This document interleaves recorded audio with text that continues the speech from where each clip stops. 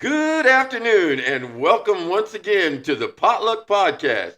And this is your butthurt disclaimer. Claimer. Parental and/or sponsor advisory. Our goal is to offer a recovery-based podcast with a twist of humor. The expressions and opinions voiced here are those of the individual speaker and are not of the collective. Our primary purpose is to carry the message and to help others achieve sobriety. We don't want to need. We don't. Oh. We don't feel the need to be original, but we certainly don't want to be extra crispy. Crispy. Well, I'm Martin. I'm Yes, Anthony. Yes, you are. And I'm Sean, and I'm definitely a real alcoholic. Real one. Real one, yeah. Yeah. Of the psychopathic and The psychopathic? yeah, Wow. hopeless variety. It is. No, hopeless is not a good word to use. I say That's the definition of my. No, it's not. Yeah. Oh, yes. No, definitely not. Who's the? Well, I mean, we might as well start right there. You can't call yourself hopeless because there's always hope. No, that's the variety of an alcoholic that I am. There's a lot of hope today. Okay. Yeah. yeah. Better. Yeah. Much better. That is the type of alcoholic that I am. Yes, you just mentioned that. Yeah. But there was debate on the matter, so I Well, digress. I mean, it really wasn't a debate. Well, More of a corrective type situation. so this message was brought to you by the number yellow. And the letter 6. Sheesh. Okay, Anthony, so how you doing, brother? I'm all right, man. Been going through it, but I'm okay. So yesterday I was having a conversation with a gentleman, and he asked a question. I'm gonna ask you the question. I think Sean, you were involved in the conversation as well, but I'm gonna go ahead and ask you Whether I was because present or not is yet to be is seen. is yet to be seen, right? So the question was, you can have multiple spiritual experiences. Can you have multiple spiritual awakenings? Ooh, good question. I'll be back in a minute. You guys stay right here. Multiple spiritual awakenings. Yes. Hmm. I think I would have to say yes. Yeah. Yeah, I would have to say yes because, uh, I mean, I've had multiple spiritual awakenings. Yeah. Uh, I had my initial one when I first got into recovery at a church at a place called Crown Ark Center. A great place. Then I don't know. I don't think they're open anymore. But and I've had several since. I mean, spiritual awakening can happen at any time. Yes. Yes. So the spiritual awakening, right, is a transformation of one's spirit, Mm-hmm. right? Yep. So it goes from being this to transforming into something greater. And see, the way I broke it down yesterday was like this. So when you grow, Yes. you change, right? Back. So the time that you stop growing, you know what I mean, is the time you stop changing. And as long as you continue to work on yourself and continue to put forth the effort, your spirit constantly goes through a transformation. You know what I mean? Especially if it's you're working for the better of that. So in different aspects, you will, to me, you will come across different awakenings to different. You know what I mean? Yeah. But so absolutely. like overall, the spirit will constantly transform. You know what I mean? Especially after you have your first initial spiritual awakening. You know what I mean? So I thought it was a good question because I've heard a lot of people say that no, you can only have one, and then No. and then being I'm the type of person that like I'm gonna try it. You know what I mean? Yeah. Like and like I too have had multiple spiritual awakenings. I too have had thousands of spiritual experiences, and yeah, I believe that as long as you are working, putting forth the effort to not just change who you are, but really in the spiritual aspect, really work you're constantly gonna get a new awakening. Yeah. You're constantly gonna, you know, change. Absolutely. And I firmly believe that once you stop growing, you die. You Yeah. know what I mean? And only in the sense of, uh, if you're not growing, you're sitting still. You know what I'm saying? And when you're sitting still, it's complacency. And the two most dangerous things on the planet is peer pressure and complacency. You know what I mean? So I feel like once you hit that point where you're not growing, you're not changing, you're dying. You know? Yeah. Absolutely. Yeah. I'm always learning, and the more you learn, Yeah. the more you can, you know, experience that awakening. You know Yeah. what I'm saying? And it looks like Sean might have a little something to add here in a minute. Yeah. He's been on the hunt. All right. I like it. So, Can't hear you. hey, whoa. Ain't no way you can't hear this orifice. I could. God. So, in the appendix 2, on the back of the big book, and the 4th edition, it's page 567, references the spiritual experience. Yeah. The terms spiritual experience and spiritual awakening are used many times in this book, which, upon careful reading, shows that their personality change sufficient to bring about recovery from alcoholism has manifested itself among us in many different forms. Yet it is true that our first printing gave many readers the impression that these personality changes or religious experiences must be in the nature of sudden and spectacular upheavals. Happily for everyone, this conclusion is erroneous. Yeah. In the first few chapters, a number of sudden revolutionary changes are described. Though it was not our intention to create such an impression, many alcoholics have nevertheless concluded that in order to recover, they must acquire an immediate and overwhelming God consciousness, followed at once by a vast change in feeling and outlook. Among our rapidly growing membership of thousands of alcoholics, such transformations, though frequent, are by no means the rule. Most of our experiences are what the psychologist William James calls the educational variety, because they develop slowly over a period of time. Quite often, friends of the newcomer are aware of the difference long before he is himself.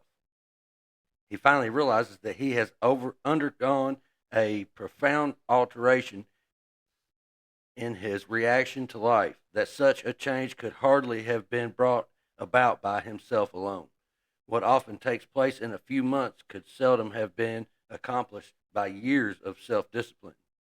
With few exceptions, our members find that they have tapped an unsuspected inner resource which they presently identify with their own conception of a power greater than themselves. Most of us think this awareness of a power greater than ourselves is the essence of spiritual experience. Our more religious members call it God consciousness. Most emphatically, we wish to say that any alcoholic capable of honestly facing his problems in the light of our experience can recover, provided he does not close his mind to all spiritual concepts. He can only be defeated by an attitude of intolerance or belligerent denial. Rigorous honesty. We find that no one need have difficulty with the spirituality of the program. Willingness, honesty, and open-mindedness are the essentials of recovery, but these are indispensable. And this is a quote by Herbert Spencer: "There is a principle which is a bar against all information, which is proof against all arguments, and which cannot fail to keep a man in everlasting ignorance. That principle is contempt prior to investigation." I won't dive into that, but contempt prior to investigation is not Herbert Spencer's. It was actually, that's a quote from way almost 100 years before Herbert Spencer was ever come into existence. But I will like to speak on that, the differences in the the quickly, sometimes slowly. It just touched on that right there. Yes, Yep. it did. Absolutely. It's the level of willingness and open-mindedness, honesty, acceptance, and all this and to change, and how much am I open and willing to all of that? Right. You know what I mean? And I think that's where I just spoke on this as well. I think in the same conversation. If not, it was very shortly after. I've actually brought it up quite a few times in the past day or so. That sometimes quickly and that sometimes slowly is predicated on the level of investment, if you will, in Yeah. these areas. Yeah. And I feel like God completely blessed me right there. Uh, some tell me that I have come across this quickly, but I will say, if that is in fact the case, it is a byproduct of exactly that. Yeah. It's the level of surrender. Yeah. How much did I give up? Yeah. How much did I uh, realize and admit of my powerlessness? And, The want. no, No? the willingness. Okay, yeah. I gave up my will because I didn't want to be out. Like I said before, I didn't want to be out there drugging and stuff all them years. I wanted a better life. That was not enough. Nope. I get was it. not willing to change anything, Anything. let alone almost everything about myself. Yeah. And the more I change and am willing to change myself, there is even bigger room for growth in Yes. short amounts of time. Yes. The more willing I am. Yeah. Got it. Absolutely. And I think that's exactly what that speaks to. I don't know if that helped anybody else, but it sure helped me. Yeah. Absolutely. It's crazy. Like, I'll speak on for me. Like, when I first, right before I really started, because like I said, when I first got into recovery, when I really first started this journey right here, like my first 3 or 4 months or so, like I didn't want to do. I'm gonna use the term. I didn't want to do shit. You know what I mean? Because that's what I thought it was. I thought it was shit. You know what I mean? Like the new way to live. What is all that? You know what I mean? I knew I wanted something different. I just didn't know what it was. You know what I mean? And then, but it's crazy to me, like how once you really become willing to change, once you really accept the things, once you really, open minded to new, something different, how your perception will shift. You know what I mean? How not just your perception, but how your whole mindset, that complete psychic change, like how quickly that really does uh happen. You know what I'm saying? And it's beautiful. You know what I mean? It is beautiful. So we was also talking about Well, wait a minute. So, for me, yeah, because I want to put my piece yeah, in yeah. Go there. ahead, go ahead. I tried this once before, and the will wasn't there. Yeah, And this second chance I've been given for a new life, I was willing because I've shared before. I'm a spoiled brat, never wanted for nothing, and you know, never in 1,000 years thought I would be where I was at when I hit bottom. You know yeah, what I'm saying? And so, being, when I got arrested and went to court, you know, it hit me in such a big way when the judge should have said PFO yeah, and never mentioned that. Said, I see something in you, Mr. Wade. I'm going to give you this chance.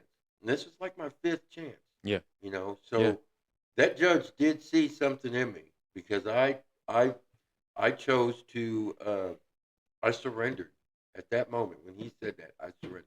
yeah, You know, I am somebody. I do have that in me, yeah, and that's when I got the will. yeah, You know what I mean? And like I said, I went to a recovery center, did a 28-day program, uh, started going to church, and the spiritual awakening. I had both my spiritual experience and spiritual awakening in a week's time. My very first one. You know what I'm saying? yeah, And it was hardcore. I mean, I started seeing clearly, and yeah, I am grateful to that judge, and I'm grateful for second chances. I'll just go ahead and say that. But yeah, so that's when I had my first spiritual experience and spiritual awakening. Yeah, Yeah. absolutely. You know, it was about 4 months in. I was at this sober living house, and I was sitting outside. It was like 7:30 in the morning. You know what I mean? I was smoking a cigarette, and I was drinking coffee, sitting on the porch.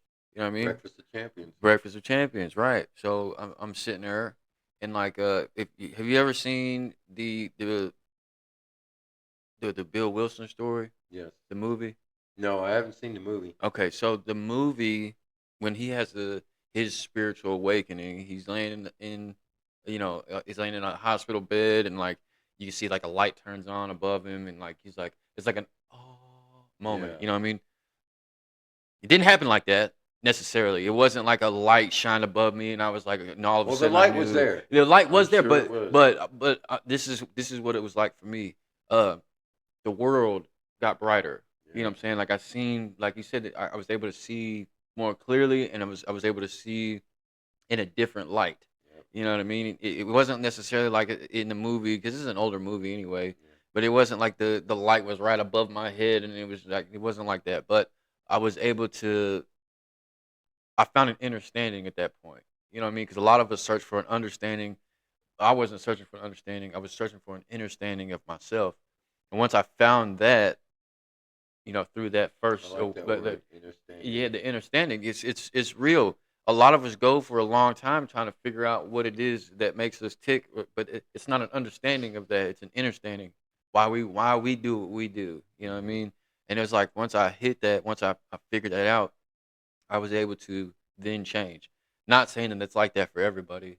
You know what I mean? It's why it's an individualized program. It's not, you know what I mean? Not two programs are going to be the same. Not two people in recovery are going to go through it's not the same. It's just not.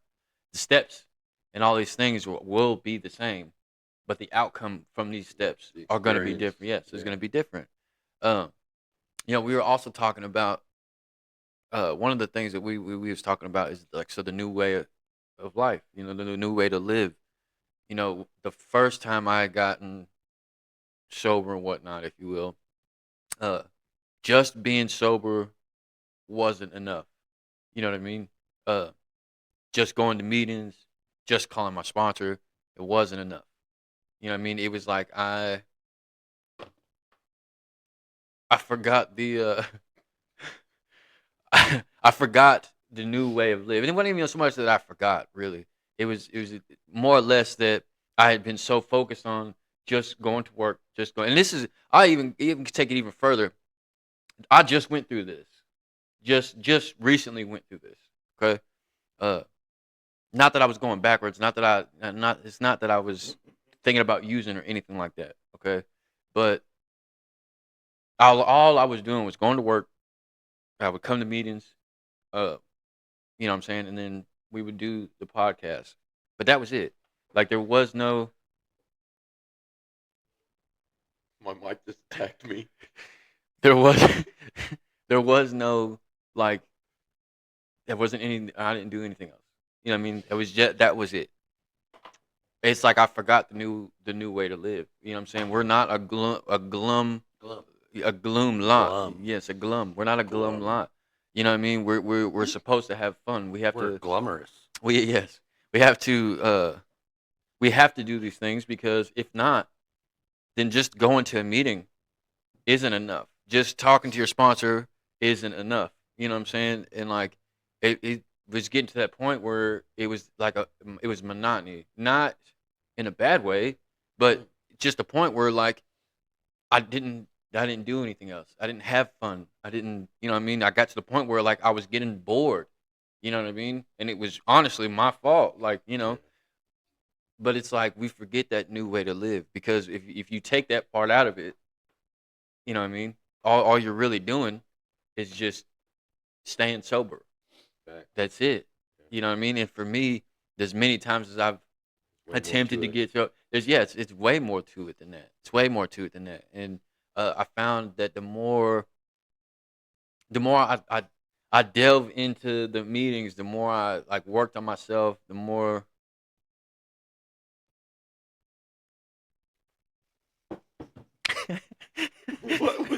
Tres amigos aquí. But the more I leaned on God and the more doors opened up, fun naturally comes. Like, you know what I'm saying? Like the times we go to our favorite breakfast spot. You know what I'm saying? It's fun though. You know what I mean? And it's like I look forward to those times. I look forward to doing other things other than just going to work and then going to a meeting and then going home. You know what I mean? Like sometimes that's not enough. Being sober is enough, but it's not if you're just being sober. Right. You know what I mean? We're meant to find a new way to live, and a lot of us. I'll speak for myself. I can't say a lot of us. I got to the point where only thing I was doing was paying bills, going to a meeting, and then that was it. There's more to life than Yes. just paying bills and Yes. going to a meeting. There's more to life than just You have to you know what I'm saying? be. Yeah, yes, exactly. And like it got to the point where at first I was existing, now I'm living, and then it started to get to the point where I was just existing again. Yeah. You know what I mean? And to me, that's whenever you start going backwards. When you reach that point of, like I said, complacency, you start going backwards. And I don't like to feel like that. I don't. You know what I mean? Yeah, I definitely do. But you're okay today? Yeah. Absolutely. We I'm all so we all glad to hear that. yeah, we all go through things, and I'm it's rough right now, buddy, but it's gonna be all right. I Well, keep we're praying just about a it. phone call away. Oh yeah, absolutely. Fellowship is a big deal when it comes to that. Well, I mean, Yeah. we're a little bit further than a phone call away, but No, we're just a phone call away. I mean, but to arrive at the same point, it's going to take more than a phone call. But as far Right, as but we're distance- only a phone call away. But as far as distance, it's more I than a mean, phone to call. hear our voice and to get Yes. Input. input, Need help, input. yes, Yeah. it's only a phone call More away. input. Only a Need input. Speaking of input, speak. uh, What? Go I ahead. don't know. I'd kind of like just to give a little bit of what it was like, what happened, and what's like now. Okay. If we can do it. Yeah. All right. So I was born in the middle of the year, 1980. All right. I was born in Flint, Michigan. I was given an abundance of first names. Okay. Apparently my seed my seed donor or whatnot, Oh my God. all right, he was not present. And my mother had already jumped into another relationship with a guy who just so happened to be present upon my birth. And they took it upon themselves to allow him to sign the birth certificate saying he was my dad. So I would grow up, calling this guy dad, under the whole assumption that it was actually my father. All right. She would have my brother with him. All right. So never stayed in Michigan very long at all. I think we moved to Galveston, Texas. I was maybe around 18 months or 3 months old or something. But before we had moved there, I had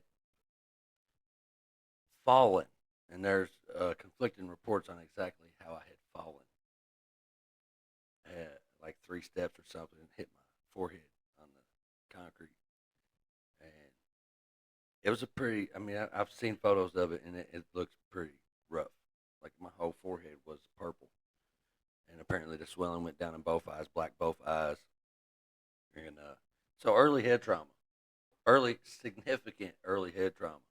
All right. It does explain quite a bit, because as time would go on, I would have further head instances, you know what I mean? So we eventually relocate back to North Carolina, around Charlotte. And this is where I would spend most of my life, almost up to about the age of 13. My earliest memories in childhood was being in my bedroom, and my brother's dad. This is what I call him. Okay, I've called him that for the longest time. I will not call him dad for reasons I won't get into. But the earliest memory I can have of him was just coming in the bedroom just out of the blue. Don't even know. I think he may have woke me up.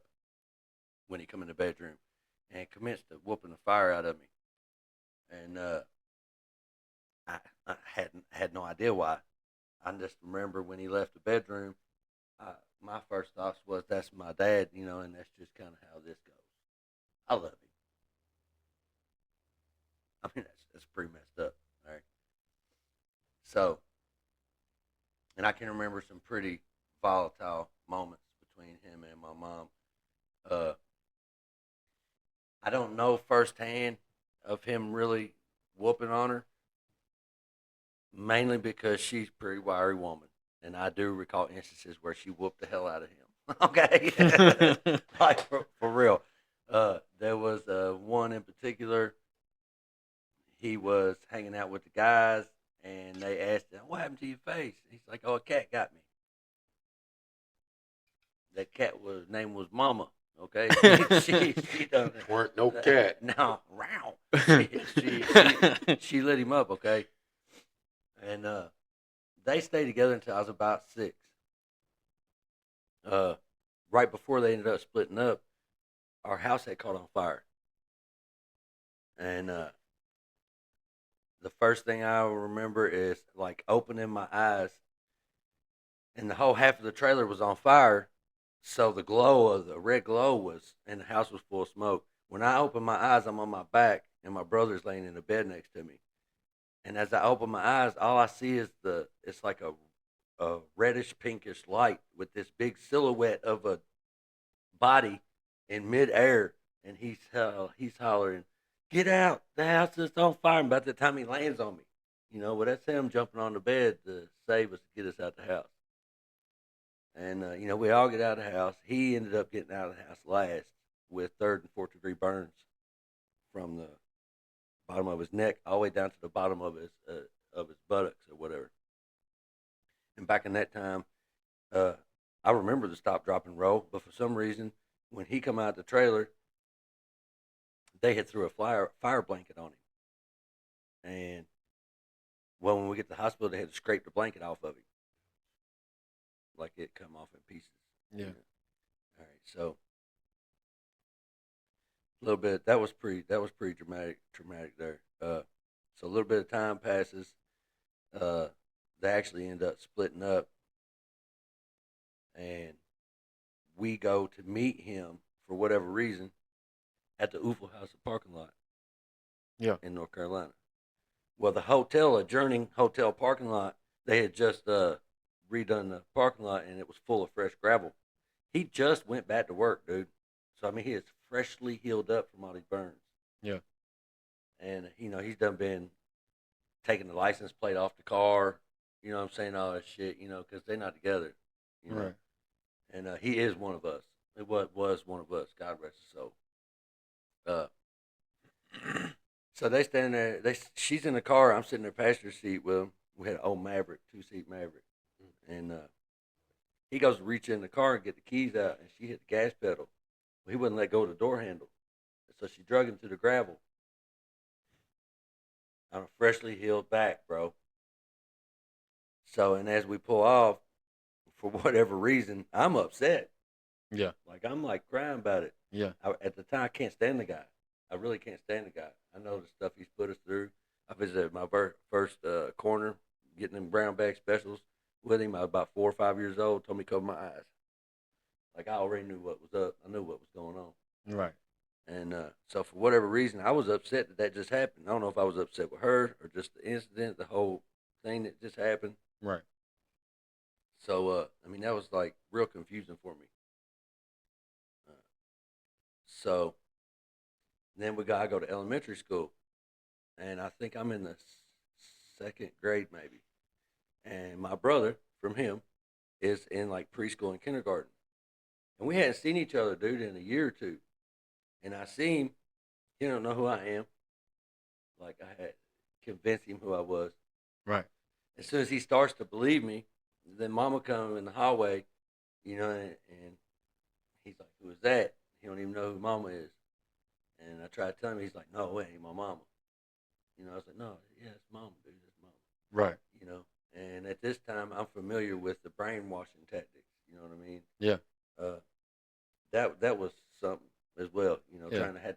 I'm like 6 or 7, trying to convince my brother I'm his brother, and that's his mama.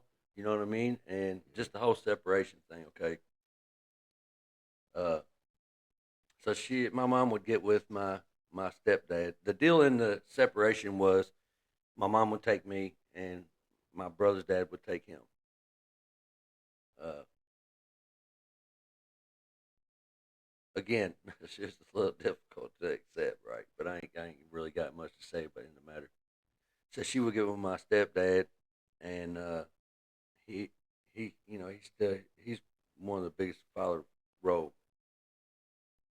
figures, in my life for real. The first sense of a dad I had. Yeah. They would stay together until about '08 or '09, and we ended up moving around a lot. They did the best they could. I mean, always working. He drove a truck for the most of the time. She worked at House for most of the time. Ufo housing that for real. Yeah, no, yeah.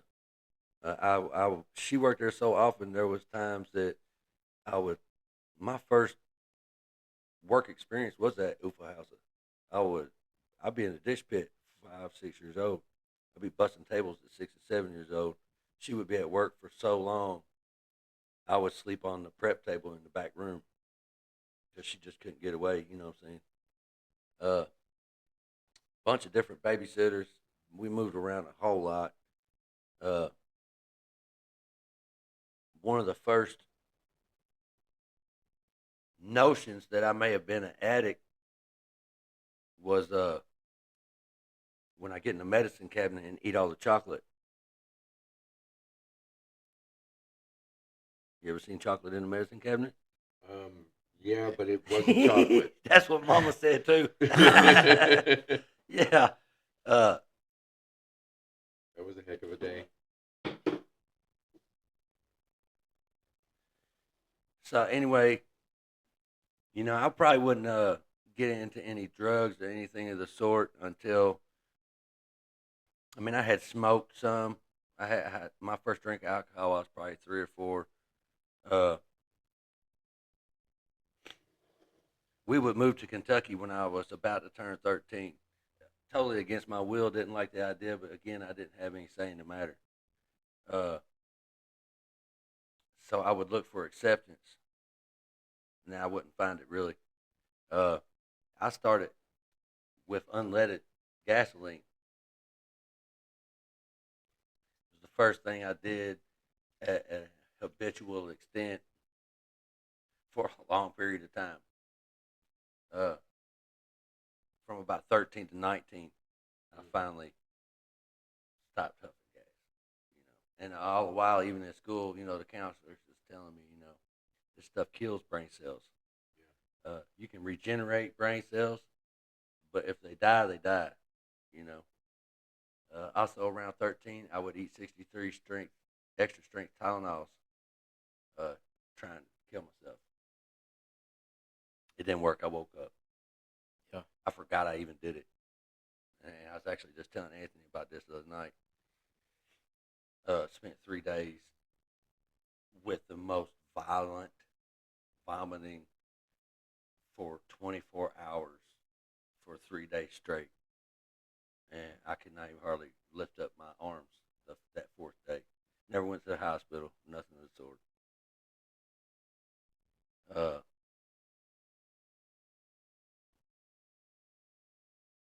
So that was, say, middle schoolish.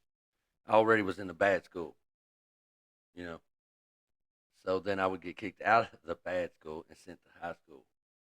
Well, high school is where I found all my friends, and I ain't talking about people. Mm-hmm. First day in the cafeteria. Places. First day in the cafeteria, buddy pops up. You want to buy a joint?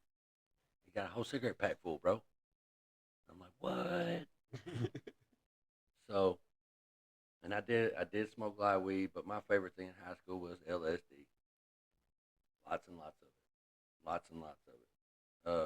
I went to school. I would ride the bus to school only because that's where my friends was. if you catch my drift. So I would go in the door, get with my friends, and go out the back door. Okay. Yep. And I think I was actually at school for 3.5 months before I ever enrolled. Yeah, I missed. I think in that first year I missed over 100 days, and then they want to hit me with truancy. Yeah. And I'm like, so I flew right under the radar. My junior year, I finally acquired my first credit. Um, they eventually kicked me back out of high school and back to the bad school. Really wouldn't get too much better from there. I was really doing some erroneous shit. So then I would drop out of high school only because they was going to send me off. And I had two choices. Either drop out of high school or we're going to send you off. And I just looked at mom like, sign the papers. I didn't get grounded much. Like she would try to tell me I can't go nowhere as I'm going out the door. Later, Mom. And I would disappear for weeks at a time, like 14, 15. I don't know. I didn't ever think of it then, but thinking of it now, I don't know where my kids are for 2 weeks. And I would just pop right back in. So we ended up quitting school, and I get started into framing, construction, building houses, and that totally enabled all of my drug use. Yeah. Nobody asked no questions about what I was high on. As a matter of fact, if I didn't have something, I probably wasn't allowed at work. So I mean, I ended up being good at my job. I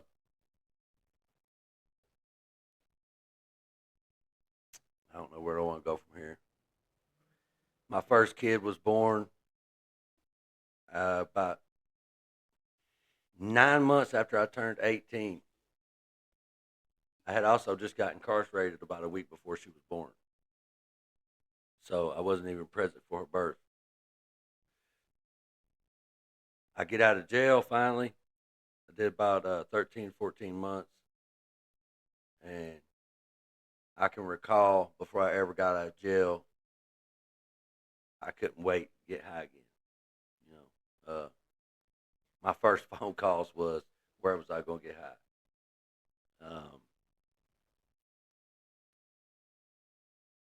I guess young and dumb, the concept of having a kid didn't register.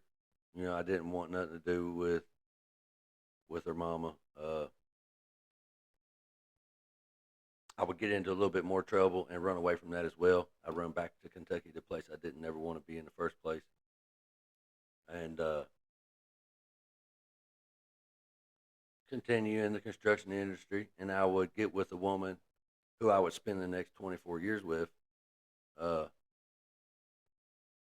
who in retrospect had to be, I got resentments there I ain't dealt with, but, in reality of it all, I mean, she had to be a sort of an angel, all right, to put up with the mess that I would put her, the kids, and all our families through. Heard. Few failed attempts into recovery.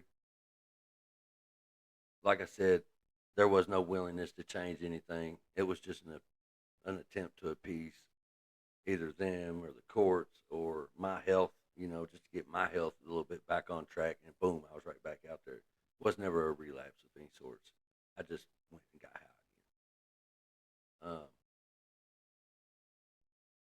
Which eventually led me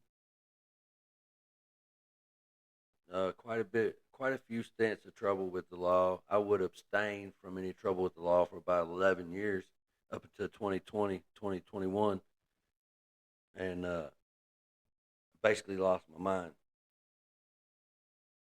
while in the madness. Me and her had some things come up that I was not equipped to deal with, and yeah, for lack of better terms, I completely lost my mind. I probably should have been institutionalized, and I actually tried it once, and they couldn't keep me. I wouldn't allow them to, and left AMA, and got in a little bit more trouble with the law, and finally came to the point where I was beginning to realize my powerlessness and how hopeless I just was, which brought me into the rooms this time around. And like I spoke on at the beginning, somewhere along the way, I became willing to change myself, and I admitted exactly how powerless I was and what a problem I had become, and quit trying to blame all this other, the childhood, what I'm saying, the moving around, the abuse, uh, all these other outside circumstances, and using them as excuses to go about my life the way I did. And like I say, I got a new lease on life today, man. It even said it in the reading today, uh, about having a happy life and a purposeful life. And I never really imagined that would have been the case for me. You know, I thought happy was high. I thought purpose was getting a bag. And that it doesn't have to be the case. It's not the case today. You I'm actually happy regardless whether the roller coaster is up on the upward trend or if it's coming down the hill. You know what I mean, or if it's just plateauing. And I think that's because I don't have to remind myself of the past consistently and all that BS, but I do remind myself frequently of how bad it was and what brought me in here, what broke me down, and where I became willing. And yeah, that's what I got on Yeah, Outstanding. absolutely. The what you was just saying, like the remembrance of what you had to put your mind through to realize like how bad it really was. I can recall like my ex-wife. She tell me, she say this. She didn't tell me this all the time. It wasn't like something that was frequent, but I can distinctly remember one day we were sitting in bed. She looked at me. She was like, "Why do you keep choosing drugs over your kids?" And like at the time, you know what I'm saying? I was like, "Oh, I'm not. What do you mean?" You know what I mean? Just because like I would go pick up my kids and then I would spend time with them, and then like while they were there, I'd be in the bathroom. Like to me, I wasn't choosing drugs over my kids, but I was. Uh, I really didn't have an answer for her. You know what I mean? And then looking at it now, like back then, now, like that's what I was doing. You know what I mean? That acceptance that I had to, really take in. Like I did that. You know what I mean? And like today, I accept that today. Today, I stand on that. But that wasn't enough. Having someone look at you and be like, "Why are you choosing drugs over your kids?" It wasn't enough. You know what I mean? It wasn't enough for me to, like I said, I haven't seen my kids in like 6 years. That wasn't enough. You know what I mean? Uh, and it's sad because it should be enough, but it wasn't. You know what I mean? Uh, and the fact that we have to go through a traumatic point now, whether it be something like taking your kids, or whether it have to be something like when you realize and just it wasn't enough. You know what I mean? Like something had to change. We have to go through that. You know what I mean? And like for me, I had to go through a whole lot. You know what I mean? Uh,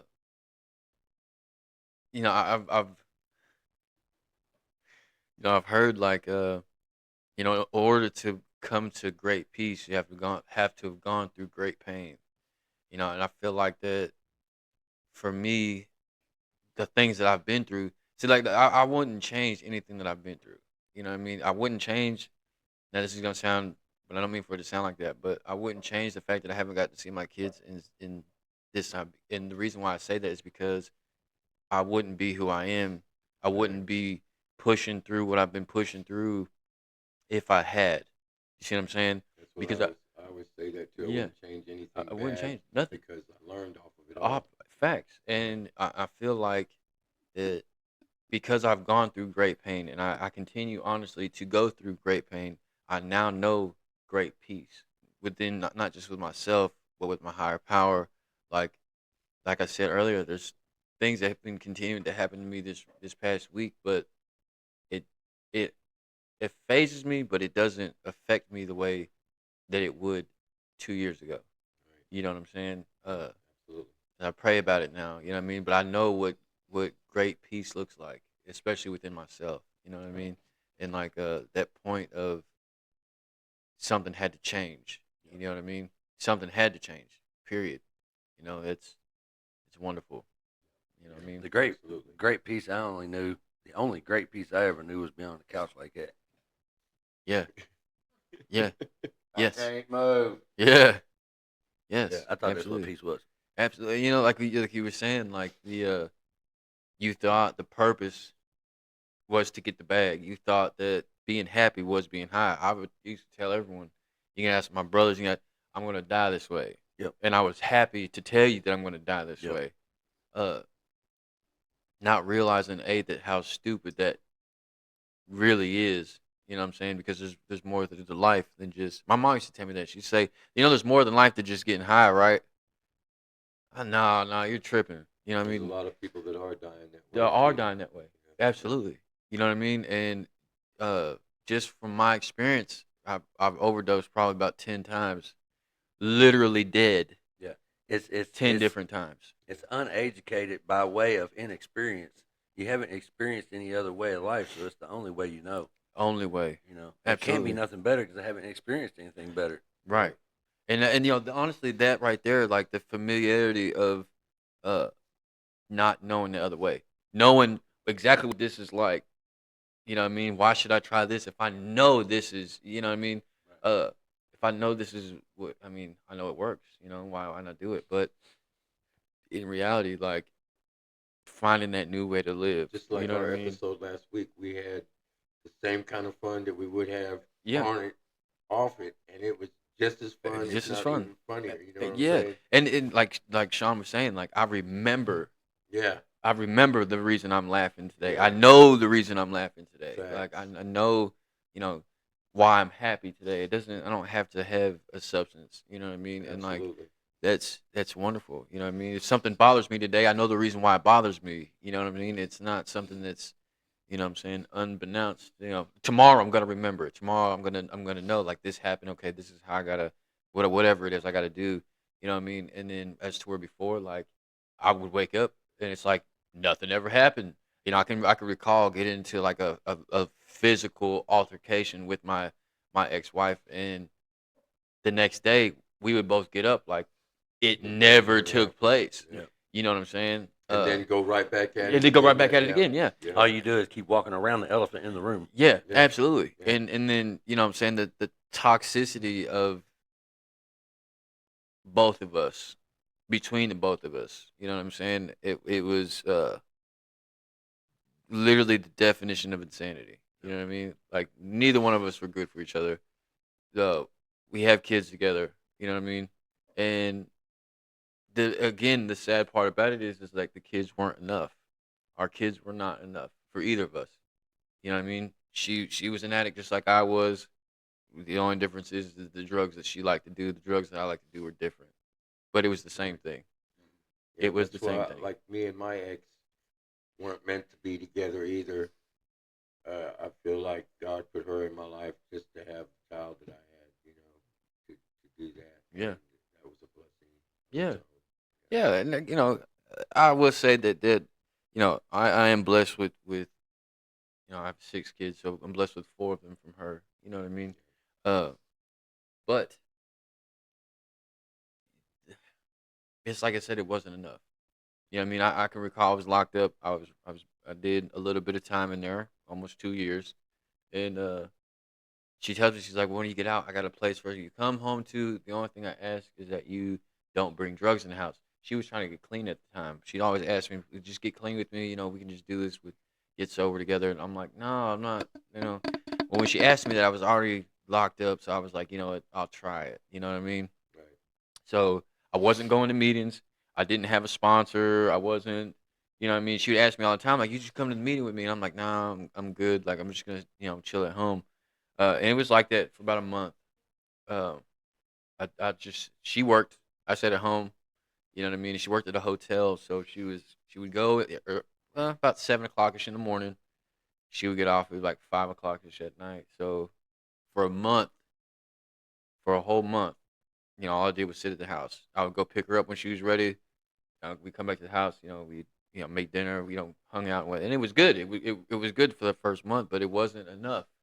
You know what I'm saying? Yeah. So after that first month, I had gotten a call from a guy that I knew, and he was like, you can just yeah.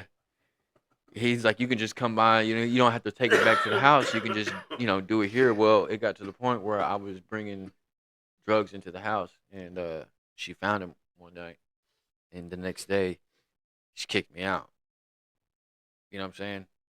I found out later, a couple weeks later, that after that point, she started getting high again. You know what I mean? And at first I felt like it was my fault. You know what I mean? Because the only thing she asked me not to do is don't bring drugs in the house. You know what I mean? Like I couldn't do that. Uh, I realize now that I influenced it in that sense, but it wasn't my fault. You know what I mean? Like you chose to get high, you have to stand on that. Like I chose to get high, I stand on that. You know, uh, but that wasn't enough though. You know what I mean? Her telling me I want you to get clean, her telling me not to bring drugs in the house, her telling me like you keep choosing drugs over your kids. Like none of that was enough. You know what I'm saying? Getting my kids taken from me wasn't enough. In fact, when that happened, I used that as the reason to keep getting high. You know what I'm saying? Like, okay, you took my kids from me. I don't have no reason to keep doing right. I'm gonna just keep doing the most. You know what I'm saying? And that's what I did. I did the most. Uh, and it's like now I just do the most in my recovery. I try to. You know what I mean? That's all I can do is try to do the next right thing and to keep moving forward spiritually, physically, mentally, emotionally, all these things. Like I have to do that. You know what I mean? For me. You know what I'm saying? Not for my kids. I don't do this for my mom. I don't do this for my grandmother. I don't do this for anyone but me. Now these things can motivate me to do right. You know what I'm saying? And they do, but I do it for me. You know what I'm saying? Because I have to do this for me. It's like we was talking about service work that day. I have to do these things. I get to do them, yes. I absolutely get to do them, but I have to do them because if I don't, I feel like I'm going backwards. You know what I mean? And like I said, I don't like going backwards. I don't Right. like it's not. Well, That's blessings beget blessings. Like you know, helping others make me feel better, Yeah. and uh, you know, everything comes back. Yeah. From doing that. So when I help somebody, it not only helps me, myself, Yeah. and helps them, but it you know I get blessings from it. Just no matter how minute or how big, just the little things. Like this year, I took Halloween off. Because I just bought a home. Yeah. I took Halloween off just so I get to hand out candy. Yeah. For my new home. You know what I mean? And that's a blessing right there to be able to do that. Right. I Are get you to going? do that. Let me guess your costume. Go ahead, Sean. Guess my Are costume. you going as whiteface? It's funny you should say that because I was walking through Walmart, Walmart. I don't know. I think I'm allowed to use Walmart. All art. Okay. All art. Okay. I was walking through All Art at a refrigerator or R, and then What? well, never mind. That was a bad impersonation. I was pretending like my mic was going out. Yeah. Hear me. You know I what I'm saying? fully understood you. I know you did. Yeah, you read lips well. Anyway, walking through that The store, store. Yeah. and I saw this mask, It was the only one there like it. And no, it wasn't white. It was black. It's cool looking. It's like a half a face. You know what I mean? And then the rest, me. But yeah, it's not white face. Let's just say that. Got you. So was Yeah, it I blackface? could have answered that a lot shorter. Well, but- I mean, Well, I'm just saying. look, Yeah, I know it. well, I'm just if you saying. said it's half his face. You're not trapping me Well, into yeah. that one, bro. All right, but look, what y'all was just speaking on with you, it helps you guys with helping others, whatever. That's the food for the spirit. Yeah. Okay, that's the contingency plan. That is, the stop it. No. Contingency plan that is based on our spiritual maintenance or whatnot. You know what I'm saying? That's what allows us to maintain that spirituality. It's food for the soul. Yeah. You know what Well I'm saying? put. Yeah. I'd like to bring something else up real quick too. Sean, go Hey, ahead. what? Whoa. Bring it up. Okay. I want to talk about unicorns and rainbows.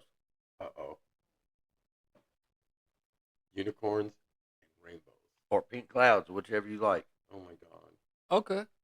Let's Let's do it. let's talk about that. Because I hear people say, every day can't be unicorns and rainbows. I've never heard that saying until you said it last week. So Oh, well, just saying. we got a brother in the rooms that likes to say that, and I beg to differ. I Yeah. vehemently and adamantly beg to differ. Yeah. Not Vietnamesely, Vinegar. vehemently, and adamantly. Okay. Google it. I say this because I do recall what life was before the program. Yeah. It certainly was no unicorns or rainbows. Right. All right. Well, Every day there were was unicorns and rainbows on some of them things. Yeah, well, in the cereal bowl maybe, but that was about it. No, I was talking about. Never mind. Yeah, I know what you're talking Go on. Keep coming back. about. Every day was a struggle. I went to bed with the struggle. I woke up with the struggle. You know what I mean? Yeah. And because I recall that, it's every day today, living in the program. And I'm reminded of what a blessing life It is. is today. Yes. Every day is unicorns and rainbows, bro. Yeah. It don't even matter. Yeah. And I mean, they say it all the time. The worst day in sobriety totally outweighs the best day in the madness. Yeah. And it's waking up and intentionally having a good day. With the reminder of exactly what that was like out there. Yeah. Every day I encounter The out thing here I always is say- rainbows and unicorns. It's never a bad day, no matter what happens that day. It's never a bad day if you woke up that morning. I ride the unicorn over the rainbow, bro. Yeah. We chasing that pink cloud down the road. People So- ask me how you're doing, and I'll always say, I have no complaints. I woke up this morning. Yes. So back to what I was. This is kind of it ties into what I was saying earlier about all the things that I got going on with me right now. And this helps me stay that way. I'm grateful that I get to go through the things that are happening to me right now. Because even with all these things, like I'm able to wake up and still have a good day. You know what I mean? I'm grateful that I get to go through these things because I know I'm okay. You know what I mean? Like in like the pink cloud. I think that once you forget once you forget the new way to live, you know what I mean, and you just are going to meetings and you just go to work and you just go home. Once you forget that right there is when you come off that cloud. When you get off that unicorn. When you get off that what I'm saying, that rainbow. You know what I'm saying? I heard it one day at one of the meetings, and the guy said, he said, you can choose to stay on that cloud. You know what I mean? Once you leave your program or once you leave your sober living house or whatever, and people think you get off that pink cloud, but like you said, I don't feel that way because every day in sobriety is 4 or 5 times what it was in what I'm saying, in the madness. honestly, it's like I was telling you guys the other day. Like I look forward to finding someone that gives me a negative feedback on the podcast. It's kind of the same concept. Like I use negativity today for positive. You know what I mean? So like if I look for a bad day. I do. I look forward to trying to have a bad day. Not that I'm trying to have a bad day, but I look forward to something that comes in it, like kind of knock it back for a minute, and then I'm able to push through it, and even more so, happily push through it. You know what I'm So, saying? so I like. Let me put a little different spin on this. If I come across a day that is not unicorns and rainbows, then the pessimism is now outweighing the optimism. Okay, Right. and I'm looking at my day different than I have been, and also, in other words, it's the faith. Yeah. It's faith. Yeah. If I'm lacking faith, then I start becoming more pessimistic about Yeah. what may be or how these things are unfolding. You know what I'm saying? And I can't see that silver lining Right. or the blessings that are in front of me. You know what I'm saying? All I am focusing on is, again, what I'm not getting, what I'm not receiving, or how it's not going. Right. You know what I mean? And man, if I just stay focused on all the positives, man. Yes. You know what I mean? And eradicating the negativity from my life. Right. Go on somewhere and away from me with that BS. Right. Yep, my glass used to I'm be not half having that. empty. Now Yes. it's always Long half handle full. spoon, Long handle negative. spoon, That's yeah. real long handle. Real long Go handle. on out here. Oh, Yeah. yes. Yeah. Now, yes. So when I said that, that's what it was. The way it was told to me was like you have to feed them with a long-handled spoon. Shout out to you, Scotty Day, for I appreciate everything So, you do. Scotty Shout Day. out Scotty Day. Yeah, love you, bro. God dang. Because one of the things the reason he told me that I was telling about, I'm saying the situation with my mom, my grandmother, and all One that thing. thing. Is that Scotty Day or Scott Day? Scotty Day. Scotty Day. Yeah. Scotty D Day. Yeah. Oh my So God. when, but when he said that, like I look at that because I would allow negativity. I would allow other things to dictate how my day went. You know what I mean? Once something negative would happen from it specifically in other people. You know what I mean? Yes, absolutely. It would ruin my entire Big day. boy stance. And he tells me, he says, you allow what you allow. So if you're allowing these people to do this, he said, what you need to do is you need to feed them with a long-handled spoon, meaning be there for them at a distance. I love you. Attraction rather than promotion. Absolutely. I love you, but I cannot and will not allow you to bring me down. I can hear your problems.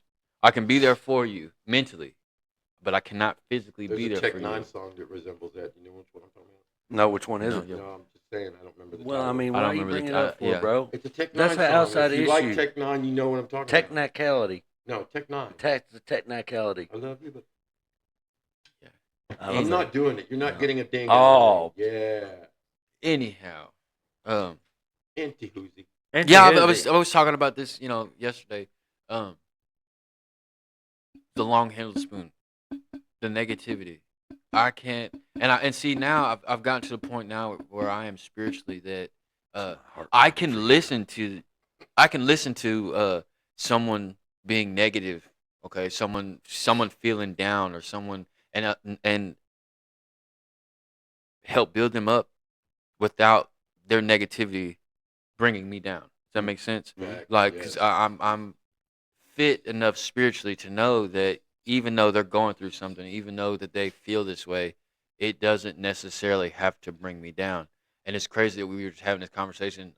So 2 nights ago, I was having a very similar conversation with my roommate. And I told him, I said, you have to start finding the positives in whatever it is that you got going on. I said, we all go through things, but once you find the positive, and once you change your perception, like, so this happened.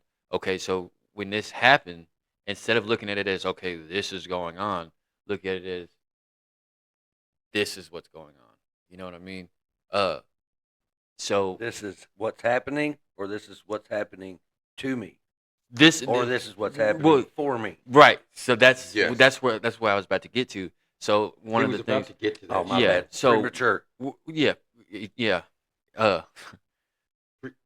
we were talking about I'll give you an example. We were talking about, like, what I'm saying, we were behind rent like 5 days, which was fine though. I told him, I said, but this is the thing. We talked to the landlord beforehand. The landlord was okay with us paying late. We were able to pay rent. You don't look at it as, okay, we were late paying the rent. Look at it as we were able to pay that rent. You know what I'm saying? Yeah. We have a roof over our head still. Our bills are paid still. You know what I'm saying? You got to look at it this way. Uh, you know, it's no longer. So the way I look at things is like these things. It's no longer why did this happen to me? Like why me? Why me? Why me? I look at it as like why not me? You know what I mean? These things are happening to me. I'm grateful these things are happening to me, even if it's negative. Like I told you, like with my job and whatnot, like it's not why me, you know? Why not me? It makes sense. You know what I'm saying? Yeah. Why not me? Absolutely. You know? Uh Sometimes it's like, damn. You know what I mean? But like that's whenever that being grateful. I'm grateful that I still have a job. You know what I mean? I'm grateful that, once this is over with, I can still go back and within this 5 months, I'll have a year's vacation. I got a 401k today. I'm grateful I get these things. I've never had a 401k. I'm 34 years old and I've never not one time been in a job long enough to say that I'm building a 401k, a retirement plan. You know what I'm saying? Yeah. Yeah. Yeah. Yeah. But you just got to look at the positives in life. It's the same concept when people say like you go to a meeting and when you first come in and you look at for all the negatives. You all the What? You're stupid. Yeah. But it's like when you That was first come funny. in to the rooms, God, you look for the negatives instead of the Did you positives. just get You look for amused the by that? I mean, he literally did that and got amused It's by the it. small things in life today, bro. But yeah, you look for the comparison instead of the contrast. Like all of our stories are similar in very different ways. Most people look for like I did it when I first got in the rooms. I can't relate to these people because their story's not mine. And then you sit down and you pick out the things that are similar in the stories, and you're like, okay, kind of the same concept. Like when things go wrong, I look at the positives in things now, not the negative. You know what I Facts. mean? And that's important to me. It's important to wake up and be grateful. Because being grateful is not it's an action. You know what I mean? I show that I'm grateful uh, by the things that I do. You know what I mean? And it's hard sometimes for people to do that. It is, and I get it. But once you start to do that, once you really are grateful, and once you really wake up and pray, once you lean on God more than you do your own will, you know what I mean? It'll show. And once that shows, nothing at all, nothing can take that away from you. Nothing will bring you down. Like I said, I've been described as calm. I didn't become calm just on my own. You know what I mean? It's a lot of prayer. Like I said, there's things that happen to me. Surrender, Acceptance. acceptance. Absolutely, absolutely. You know what I mean? It's like an echo. We did that pretty good. We Yeah, did. you did. It was Almost nice. by design. I'm so proud of you boys. So Yeah. proud of you, boys. Oh, that was good. He echoed the laugh. It's a Yeah. heck of the laugh. Uh, yeah. Fire. Water. Yeah, so a minute ago you was talking about your ex or whatever and the support and the. Yeah. So not long after me and my ex they got together, uh, I was only partaking with the devil's lettuce, whatever they call it. You know what I'm Yeah. saying? And I don't know, man. I had noticed some uh events in myself. I could not control my emotions. You know what I mean? Would you call them discrepancies? Yes, discrepancies, inward discrepancies. Uh, I was real angry, bro. Yeah. I was real angry. Hmm. So I did go seek help, and I expressed all this to her, And, she seemed real supportive and whatnot. But she drops me off at Our Lady of Peace. I sign up for these. I think that was the first meeting I ever attended. Yeah. Bro, I didn't even know what I was attending. All right. And part of the deal was I was going to provide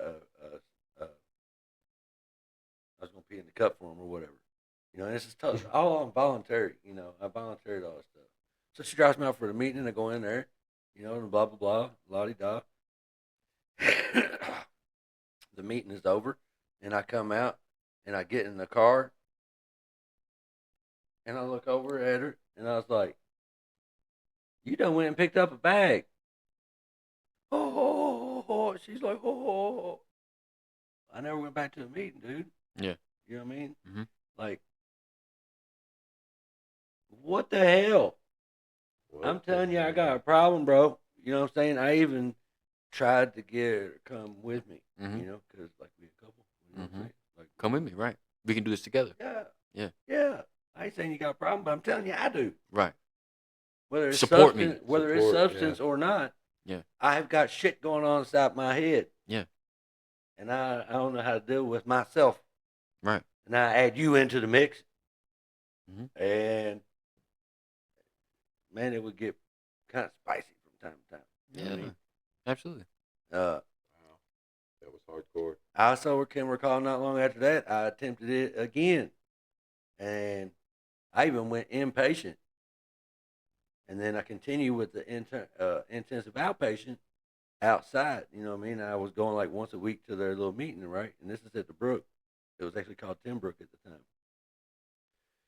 And every now and then, once a week or once a month or whatever, they would have, you could bring a family member in.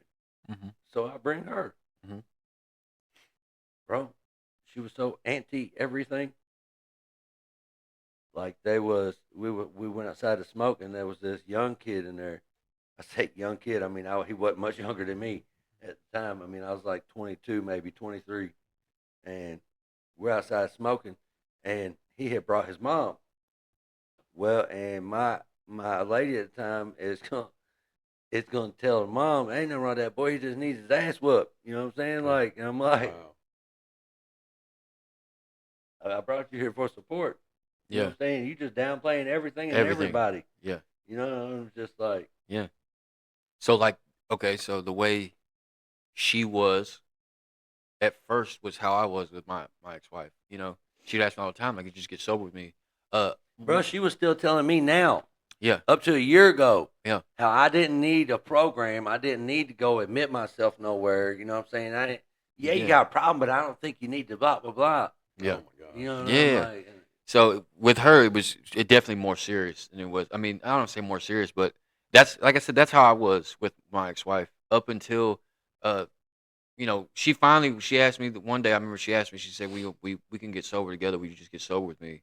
Finally, I was like, yeah, we can try it because I definitely have a problem.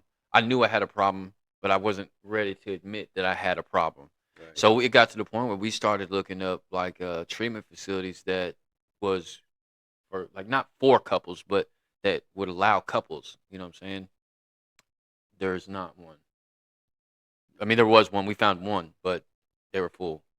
You know what I mean? Yeah, but there's not very many that you have. I don't know if you guys have done that. Look for a treatment facility that will all the accept treatment couples. centers told me to leave her. Yeah. That with a kid in tow. Yeah. With yes. kids in tow. Yes. Leave absolutely. the relationship. Yes. Absolutely. Yeah. I was told, she was told that instead of doing this together, that we need to do it separately, and that a lot of them would allow her, it wouldn't me, and a lot of them would allow me without her. Right. I found one that would allow us to be together, but they were full. You know what I mean? So it's like we couldn't do that. So at that point, I was like, I used that. Maybe that's a sign. We shouldn't do that. And realizing now, like, how stupid that really sounds. You know what I mean? See, and I think, and they told me when I jumped in this time, she got us a counselor, you know what I'm saying, and we was doing this counseling online deal, Mhm. and I'm not gonna really get into the how I believe they were having sessions without me about me. You know what I'm saying? But Yeah. they was basically waiting until I tell myself and admit what I'm doing. Yeah. Yeah. So then what I Good did, trick. he was telling her that once I get clean, because it's it was just me. Right. There was no problem on that side. It was just me. Yeah. That once I get clean, that it's possible, greatly possible, that when I'm not gonna want nothing to do with her, or she's not gonna want nothing to do with me, or we're not gonna want nothing to do with each other. Right. Because I only know her in this state of mind I've been. Right. She only knows me with the way I've been. And when I start to straighten out physically and mentally, you know what I'm saying? When you straighten out spiritually, you straighten out mentally and physically. Right.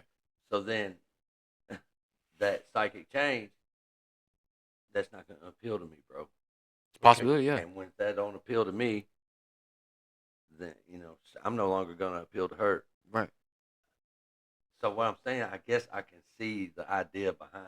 Yeah. You know what I mean? Because that the conflict that's going to ensue. Yeah. When you unknowingly are mentally separating. Right. And don't really know why can't stand you no more. Yeah. You know what I'm saying? And when you incorporate as well the substances that you're coming off of, Yeah. and you're trying to straighten out, and it's difficult, bro. It's confusing. It's frustrating. Yeah. And then you put somebody else's thoughts, feelings, and emotions into the matter that ain't understanding or trying to understand what it is that's going on with you. Right. Yeah, it's probably best y'all just split up. Yeah. See, I don't really have much input there because I came in by myself. However, I met my person in recovery, and it has been working out really well because we support each other. Yeah. And there have been times where we needed each other's support in this. Yeah. And we call each other out on our our accountabilities, and call each other out on our bullshit. You know what I'm Yeah. saying? Absolutely. So that is very helpful to have somebody there. With that being said, I'm gonna need her or you or both to call each other out on Saturday mornings. Well, that I'm going to accept accountability for this morning or yesterday morning. Yeah, that was yesterday morning. Yeah, I'll accept that one. That was Okay. oh, we'll put that one on. Let's me. take measures to correct this. Yeah, well, I mean, Well, you yeah, are missed. I don't and have any excuse. You are so missed don't- and are needed. I know. Okay. And The I'll chair take was a look- vacant. I'll take a look at that. The chair was vacant. I will take a look at that and accept responsibility and work on that. How about that? Stay How tuned. about them apples? Stay tuned. Yeah. Next week he won't be saying that because I'll take a look at it, Sean. Thanks, buddy. And it's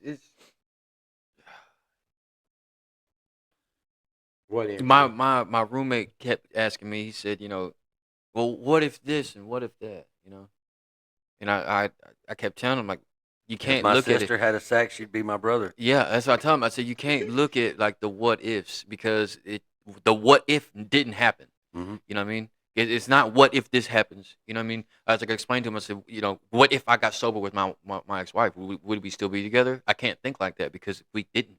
Right. It didn't happen. Right. You know what I'm saying? You can't look at life as what if this Somewhere happens. in the multiverse. Yeah, right. You know what I'm saying? You have to deal Maybe with in it a when different it life. You know what I'm happens. saying? Maybe it's something else. Whatever. But I can't look at it like what if this, what if that. All I can look at is what I did or what I didn't do. You know what I mean? So for me, I too found my significant other right now. You know what I'm saying? We were in recovery. You know what I mean? She was doing her thing in recovery. I was doing my thing in recovery. And that's where we met. You know what I mean? At the same time, there are people, they say that it's not a good idea to date in the first year of recovery. The reason for that, I think me and Sean were talking about this the other day. The reason for that is, it's hard to work on oneself with another person. Right. Not in the sense of like a sponsor. Like, yes, you need your sponsor A person with emotional attachment. Right. Yes. There you go. And the reason being is because a lot of the time we'll take the focus off ourselves and put it on someone else. Even if that's not the intention, that's what happens. Oh, I forgot to message them. I need to message them. Why haven't they messaged me? Where's my message? Why am I Right. not messaging? Why are they not messaging? Right. And it takes the focus off of myself. However, I was able to successfully work on myself During, during that. yeah, Yeah. same here. Yeah. Because I'm working on myself, and if the other can't accept that, Yeah. then I have to, Yeah. Yeah. finish But that out. it even more so, I was able to keep the focus on myself, and I it wasn't like, hey, why aren't you messaging me? Right. Hey, you know what I mean? Not everyone can do that, and I'm not saying that I'm better than anyone else. I'm not saying that what I did someone else should try. I'm not saying that. I'm saying if you're working on yourself, work on yourself. If you want to be in a relationship and they are on the same path as you, working on themselves, that it could work. Yes. I'm not saying go try it.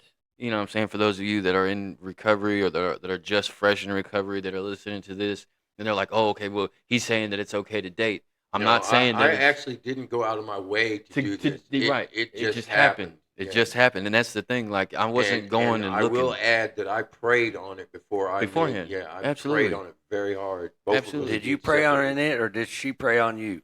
Oh, but Wow. No, I prayed on it. I really did. I prayed very hard on it because it's something I wanted, but I knew that I needed to work on myself first. yeah. So I did. I took a lot of time praying on Yeah. it, And and yeah, and in retrospect, yeah, we talk, we were there for each other, you know what I'm saying? But really, in reality, like, we didn't really even actually get to be together for real, I up let until go and let recently. God, and just We let it everything go, just yeah, happened the way it like it was did. supposed Yeah, to. like, exactly. And,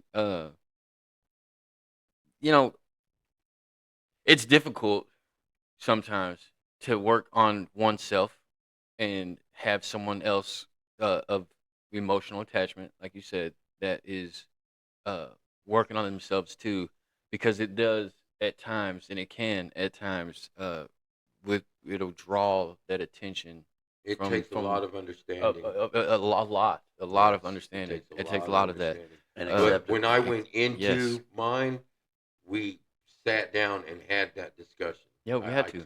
Yeah, I We had to. cannot. I am working on me, Yeah. and uh, that's the most important thing to me is my sobriety. Yes. You know, Absolutely. it's not you're not number one.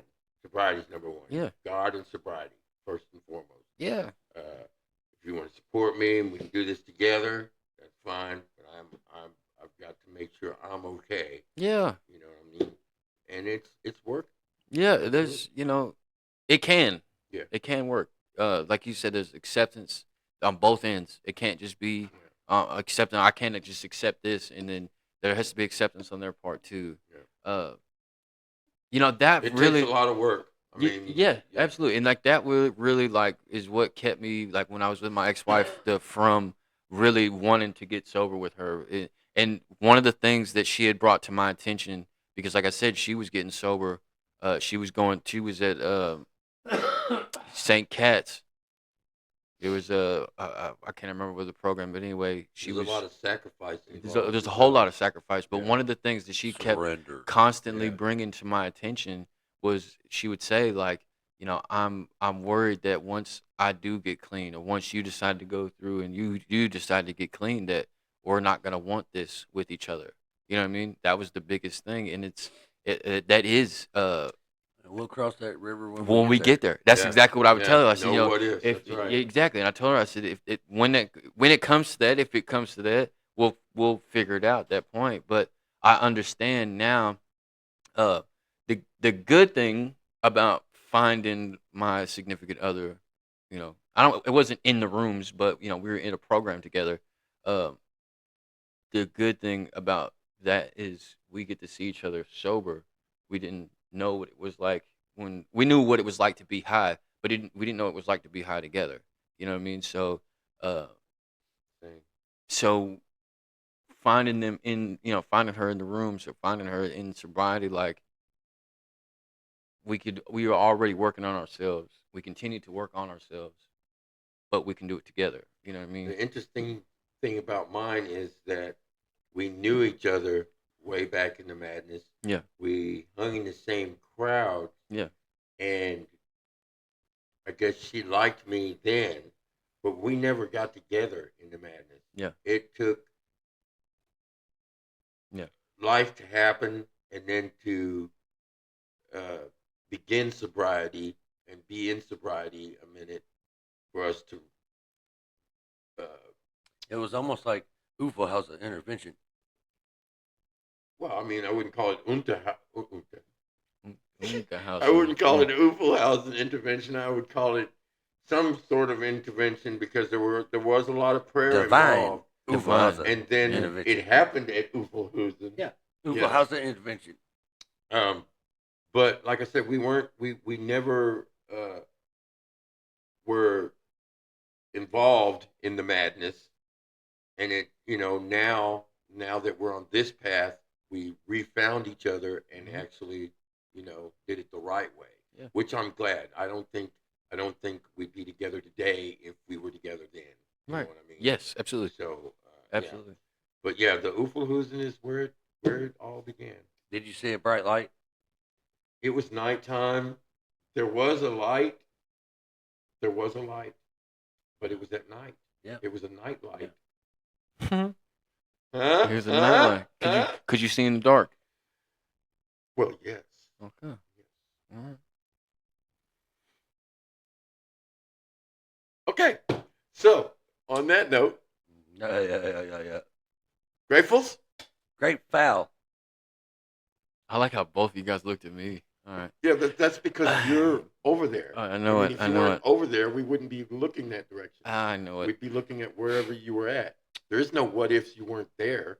It's I'm we're here. there and we're looking. Right. How about them apples, huh? I know it. I know Full it. of apples Full today, of guys. apples. Yeah.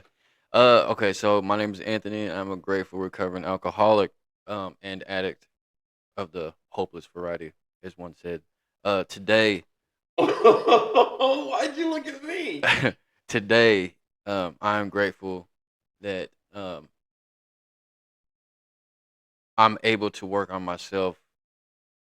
Today, I'm grateful that I'm going through the things that I'm going through, because without those things, I don't get to be the person I am today. You know what I mean? I don't get to go. I'm grateful that I get to go through the struggles of life sober. So I'm grateful for. I am grateful, first and foremost, for my Heavenly Father I call God. I am grateful that I get to live life today the way that I get to live life. I'm grateful for that. I'm grateful for everybody in my life. And I'm grateful for your guys' love. Yeah. Seriously. Sean? That could be it. Never mind. Go ahead, Sean. Oh, I had a good grateful. I lost track of it. I'm grateful for the rooms of Alcoholics Anonymous. I'm grateful to have a relationship with my higher power today. I'm grateful to know that if I relapse today, that I'm nuts. Not using the steps. Y'all keep coming back. Wow, I like that. Nuts. Thanks, Quentin. Shout out. Shout out to Quentin. Shout out to Quentin. Oh, Mr. AA. I got one more grateful. I am grateful for my significant other, for the motivation that I get, for being uplifted, especially when I'm going through something like the struggle. You know what I mean? The way that she uplifts me. So she supports you. Yes. The way that, and not even just with like the support, you know what I'm saying, in that sense, but just like the motivation, like she wants me to do the next right thing. She wants me to be a better person, just like I want her to do the same. And I'm grateful that I found someone that does that for me. You know what I mean? Yeah, and I'm also grateful for my higher power too. Yeah. Well, now that you've said that, I have to say that I'm grateful for my significant other Yeah. for the reason that uh, she is someone that I can show Yeah. love to that Yeah. deserves it, Yeah. and the motivation that she gives me in being able to Yeah. do that, and I'm grateful that she too is learning and accepting, uh, you know, Yeah. the lessons or the help me out here, Sean. What's the word I'm looking I for? don't know. Yeah, That wasn't the word. the knowledge and Experience. experience. Thank you, Sean. What could you? That was just- the one I was you- going to offer, but honestly, I spaced out halfway through. You're grateful, and I lost track of where you was going. Okay. Honesty, do you have man. It's the anything to first add? principle. Absolutely. You ain't Okay. getting off that easy. Yeah. I am grateful for not having a spiritual, significant other. That is, yes. I can focus on myself there, bro. Self focus. Focus. Okay, people, you got to come and you got to comment. Sheesh. We need comments, man. We need subscriptions, subscribe, like, share. We're trying to build this crowd up. We need more comments. Try to leave a grateful when you Please. comment, please. Please leave a grateful. You know, we love the comments, but the gratefuls are always, welcomed. And like, subscribe, and share. We're trying to build this crowd up, get more people watching this. This is our 12th episode. This is episode 12. Yes. Episode 12. Episode 12. So in the book. When we get to 50. 50. When we get to 50, yeah. When you notice I said when we get to 50. Yeah. What? 50 50 what? episodes. Okay. When we 50. When we get to 50. What did you think I was talking about? Well, I mean, I don't know. It could have been. What's 50 do when he's episodes, hungry? Could have been 50 subscribers. What's 50 no. Cent? What's 50 Cent do when he's hungry? 58. 58. Ain't no way. Yeah. Right. Anyway, when we get to 50th episode, I feel like we should get shirts or a mug, coffee mug, made. Oh yeah. You know, Potluck Podcast 50th episode. 50. And then, when we get to 100, it'd be like the 100th anniversary of Potluck Podcast type shit. Tell us what you think about my idea that I mentioned last week about doing a live episode somewhere out there, a live episode of Potluck Podcast. Give us your thoughts and comments on that, because I think it'd be a good idea to do Who a goes live there? episode somewhere out there where everybody can come and stop in, say hi, meet the guys, and just come be on the podcast with us. You know what I'm saying? A live episode. Was that an open invite? No, I'm trying to get comments on having a live episode somewhere live, like to broadcast Somewhere. live. Not here. Open. Here, We'll just- figure it out. We'll talk yeah, about just- it. Yeah. send in Right. suggestions and comments. That was a and- shortened thought right there, fellas. Short Yeah. and thought. And ladies. Absolutely. Dear diary. Check your britches. Watch your mouth. Okay. So, I would like to close with this prayer. I That's actually all. had a close friend in the program that had suggested it to me, so I spent about the first 3 months reciting this hairline. Reciting this on the toilet with coffee. Yes. What was that? You pointed at your hairline. Oh, I thought you were pointing out that I had one. No, you pointed it Yeah, at it's yourself. receding. That's what I thought you were going with that. But I was Preceding? I was pointing at the hat when you do the prayer. Dear diary, leave your hat on. No, not during prayer. That's disrespectful. I Anywho's wasn't saying during prayer. Well, that's what I was saying. This is Oh, the third yeah. step prayer. Oh, yeah. Oh, this is a good one. I like Yes, this it one. is. So, if you'd like, you can grab your big book and go to page 63 on the 4th edition. And about halfway down in the second paragraph, you'll find, God, I offer myself to thee to build with me and to do with me as thou wilt. Relieve me of the bondage of self, that I may better do thy will. Take away my difficulties, that victory over them may bear witness to those I would help with thy power, thy love, and thy way of life. May I do thy will always. Amen. Amen. Y'all keep coming I back. don't have it fully memorized yet, so that's why Oh, I'm going.